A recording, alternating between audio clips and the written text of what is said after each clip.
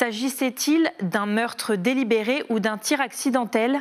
C'est ce que doit déterminer le procès d'André, jugé à la cour d'assises de Tours pour le meurtre de sa femme Ghislaine, le 25 avril 2019 à Cheillé. Hier, ce sont des voisins et la sœur de l'accusé qui ont été entendus à la barre, faisant le portrait d'un homme dépassé par la maladie d'Alzheimer de sa femme, mais qui refusait toute aide.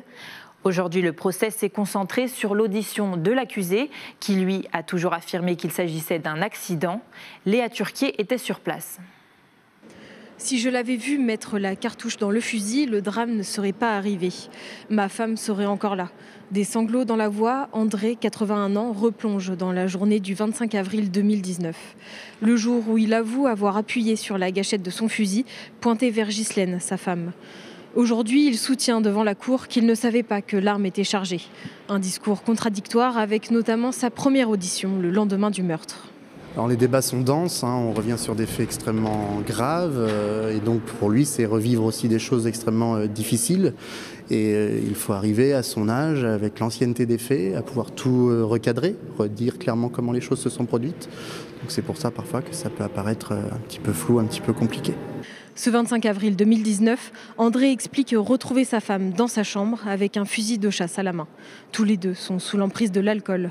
Il aurait tenté de la désarmer, une dispute éclate. De toute façon, t'es pas capable de tirer, aurait lancé Ghislaine. Et c'est là que le coup serait parti. Depuis le début du procès, des proches du couple témoignent devant la cour. Sa famille dépeint un couple inséparable depuis plus de 50 ans. De l'autre côté, un voisin parle de violences quotidiennes au sein du foyer. En 2016, Ghislaine commence à montrer des signes de la maladie d'Alzheimer.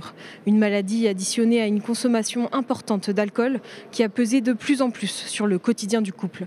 Jusqu'à des actes violents, elle aurait menacé André avec un couteau. Je pense que c'était un procès important pour que mon client puisse s'exprimer et puis puisse dire pour lui comment cela s'est produit. Après, on verra bien ce que les jurés décideront de ce dossier. La cour d'assises de Tours devra trancher entre l'homicide volontaire ou involontaire d'ici la fin du procès, mercredi. L'accusé encourt la réclusion criminelle à perpétuité.